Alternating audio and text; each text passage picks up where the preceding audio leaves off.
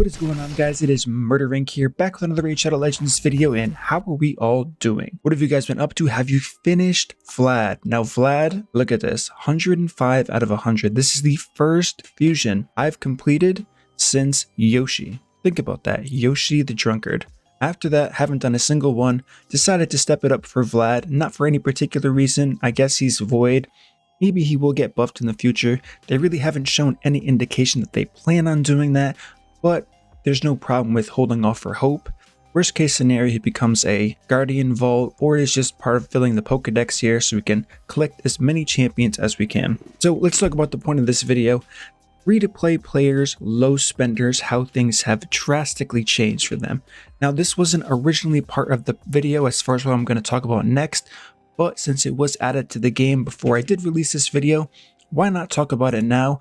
That is going to be this little piece of information here. What's new? Patch 4.80, XP barrels, feasts. What's the deal with these things? So they did note before this came out, they were going to be available in events, tournaments, and special packs, meaning they will sell these. And if I am correct in doing my math, these should be the most expensive items in the entire game since they combine so many things together. So with all of that being said, we do have our first breakdown of where we saw these. I believe it's only in tournaments. You can correct me if I'm wrong here. We do have the barrel here and the feast for the first place prize. Now this is obviously extremely pay to win. This somewhat pay to win, even though it is a static reward here. These are definitely high points here. I had a decent amount of shards saved up and I was only able to get first 3 thresholds here at just under 1500 points here. So you are going to either have to save or spend money to get this. The question is, what are these going to replace? Would this have been another legendary book? Would it have been another 5-star chicken? Maybe something completely different. When I did ask them, they said they are still playing around with which rewards they're going to swap in and out here. So it is possible all of these rewards are going to be subject to change based on what they said, as well as here. I don't really imagine Plarium giving 3 of these for the top 3 rewards. I haven't even looked at the global leaderboards. Okay, so this really didn't change too much at all. I think this is more books than I remember currently. What did it used to be? 1 legendary book for the top, which was definitely I don't know, it was like the worst reward ever. I was kind of shocked that there wasn't a feast and a barrel added to this top reward here. That would make the most sense, even though, like I said, this is a huge whale leaderboard right here. Completely unrealistic for the 99.99% of players playing this game. So with all of that said and done, the question is, how big is this feature here? It does come down to accessibility. How often the majority of the players will ever see these rewards if they do save up enough resources. XP barrels, yes, they're going to be nice. Same thing with feasts, and I already did see quite a few people saying, well, it's going to make the most sense if someone wants to max out an armiger, someone who's already the lowest possible quality for the most useful champion, because of course if you do this to a legendary, you miss out on a lot of value. However, that is counterproductive because you and I both know this very well, and even including epics here. When you get a champion like an epic or a legendary, the biggest grind for any champion progression is going to be to get the 5 stars to bring that to a 6-star. So with that being said, you can be as efficient as you want. It really might be more realistic for most players to just use this on a legendary champion to get past that hump of needing so many 5-star chickens. But at the same time, if you do have an armiger, shield guard, someone you can find immediate use for, you are going to get massive value out of these XP barrels as well as feasts. So the only other real talking point on this is clan versus clan. If you have these, this is going to be a massive point gain for you if you're using it at last minute, if you're using it to inflate your points personally. You're going to get a ton of points if you use this on the right champion here. That's already foreseen. Clan versus clan, tough subject regardless. It's just a whale war or it's passive resources if you don't care about it like most people don't. So with that being said, I do want to talk about the main part of the video, which is going to be what the future looks like for free-to-play low-spend champions. And this actually came up in a debate I was having with somebody, and it has to do with Ninja. Ninja was a promotional offer. He's no longer available in the game right now to get this champion. And I can only speak on this from a very specific part of the game, and same thing with the person I was debating with. And I said the only real way I could do this is if I had some type of audience to communicate with. Luckily, I have you guys, so I did want to discuss this with you all today. Now, don't mind the fact that he's missing a weapon as well as a banner here. What I want to talk about to anyone who started playing or who made a second account during this whole ninja thing, who went through the early game, is how big was Ninja during the early game? Yes, having a legendary, being able to book him is extremely difficult, if not impossible, for a free-to-play player to get this done in the early game. The fact of the matter is, it's so hard to get legendary books, and kind of going back to the point and talking about the XP barrel and the feast, if these are replacing areas in the game where we would be getting additional legendary books in the slots instead of these two things, it can definitely be a big problem moving forward. But heading back to Ninja, the question is, let's just assume for a second all of this is going to be unbooked. How big of an impact did Ninja make for your accounts if you were early game, if you were end game, as free to play, or as a low spend champion compared to what it is now or what it is before when we didn't have Ninja at all? Now, this question I could answer, like I said, for the end game. For the end game, he's kind of 50-50. If you're the top 0.1% of that 1% end game, you can definitely make world record teams. You have to manual with Ninja to get speed runs in.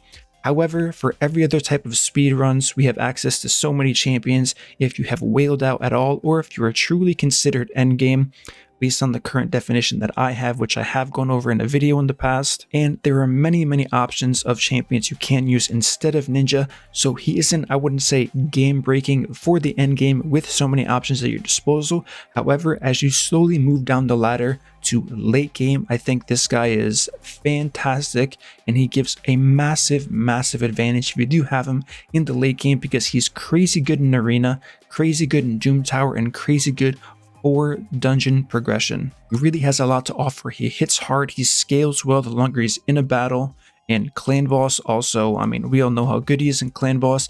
He can be a little bit hard to tune with this A1 here. However, thankfully Deadwood Jedi, he's done a lot of work making sure Ninja can fit into almost every single pre-existing team that there currently is available to us.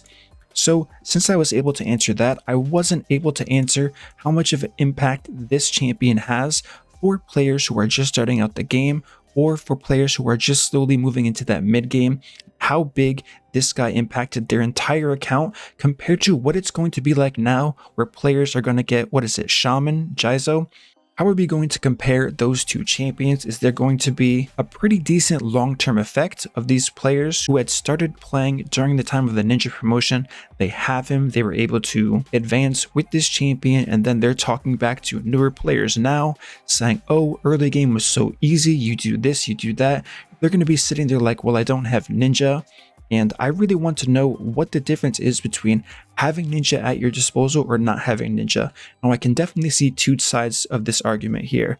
Like I mentioned before, everything about a legendary early game is very expensive. Masteries, of course, have the same price across the board. Books are, it's one of the main things that's important here. But on top of that, even the Ascensions are significantly greater for legendary champions than they are for epics, than they are for rares. Rares is going to be your most common maxed first champion unless you get extremely lucky, and you can go through that grind. As far as the chickens go, that's all kind of the same. You do get the benefit of starting out at 5-star with a legendary champion, so you do take a little bit of stress off of the leveling there, but still, like we mentioned before, the bulk grind of any type of ranking up food system is going to be for 5 stars. So I'm really looking for your guys' feedback if you're able to comment on something like this, of how big Ninja is and how big of a role Ninja played for all of these people who started playing during the Ninja promotional series compared to now. Can you think about a time, and this would be the best question for players who made a second account during Ninja just to see what it was like. I personally didn't do that, which is why I wasn't comfortable in the debate, and why I kind of said, listen, I didn't do this, you didn't do this, so it's not even worth arguing about. Let me talk about it on YouTube. Let me see if there are people who are more comfortable with the circumstances and the debate that I am trying to express between all of us here, so we can really see what the community thinks and how much of a difference Ninja can make for early to mid game players, and how big of an effect it's going to have on the new players now who do not have access to Ninja simply for just logging into the game. So that's going to be the main premise of what I'm trying to figure out here. Don't forget, leave me a comment. Let me know what you guys think. How big of an impact was Ninja for your accounts if you do apply to that kind of rather niche scenario of knowing what it was like without Ninja, knowing what it's like with Ninja. How much did he help you personally? What areas in this game were you the most successful with Ninja? If you considered only having Kale instead, I feel like Clan Boss, he would definitely shine. Dungeon progressions, I'm not really sure about early game arena. I think Kale would do just fine instead of Ninja overall. If you had to pick between the two of them, I don't think you would get a massive advantage using someone like Ninja. Yes, there is the point of talking about this freeze here. You have an AoE freeze. It would likely be 75% because, like I said, books are very, very hard to get, but this just goes to show you that it was an obvious spending incentive here when they initiated Ninja into the swing. If you did take the time to spend money on books here, you would have an incredible advantage over anyone else, even if they already had Ninja, because Ninja's books definitely do a lot for this champion here. So what they did is they kind of created new whales by simply releasing this champion. Was it right that they got rid of this champion? In my opinion, I think they should have kept this forever. Now, when I do say forever, I don't mean a login reward forever. What I personally would have liked to see is instead of the early on login rewards, they should have re-added Ninja as a daily login reward at maybe day 271 plus. I think that would be fair. Of course, we don't want to take away the chicken and the shards. That was a whole mess for sure. However, some of these options here aren't really, I don't know, beneficial, helpful. You guys can decide for yourself. I think if they added Ninja somewhere here, I mean, what's the best place you guys think they should add them? Is it the accessories slots here? Even though it is 6 stars, so probably not the accessories. What about the glyph slots here? 2 5-star glyphs. That probably is going to be rather low priority. Perhaps the charms. I think this XP boost, hit or miss on what you guys are going to think about it. I do know if you're spending money in this game, you're going to have weeks and weeks of XP boost. However, if you aren't spending money, it's going to be possibly a bit harder to keep up that XP boost unless you save them. I've never personally seen someone comment saying it's really hard to keep up with the XP boost here, so perhaps getting rid of this XP boost as the first day reward, adding, I don't know, 20 ninja shards here, so you can get him once you reach that 271 plus days. In my opinion, this would be a great place to add him, even though we do have Cleopteryx in a rotating schedule here. With other legendaries, I think it would make the most sense to add him here. I don't believe he should be added to something like event rewards.